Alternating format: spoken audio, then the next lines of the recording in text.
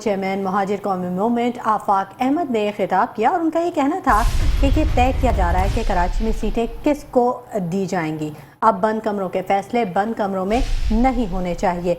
अगर ज़मीन पर कोई अपने आप को खुदा समझता है तो आफाक उसे चैलेंज करता है। उन्होंने कहा कि सिंध अर्बन ग्रेजुएट फॉर्म के तहत कन्वेंशन से खिताब में कि कराची के कुछ सहाफ़ियों को बुलवा कर कहा गया कि इस बार सीटें किसको दे रहे हैं, आप कौन होते हैं सीटें देने वाले। इंतखाबात के नताइज कंट्रोल रूम में बैठकर नहीं बनाने देंगे। शफाफ इलेक्शन सरकारी बेसाखियों के बगैर होने चाहिए।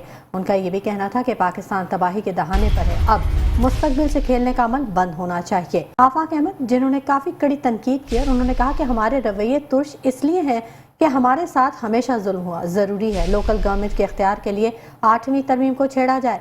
हमूदुर रहमान कमीशन की रिपोर्ट सामने आनी चाहिए।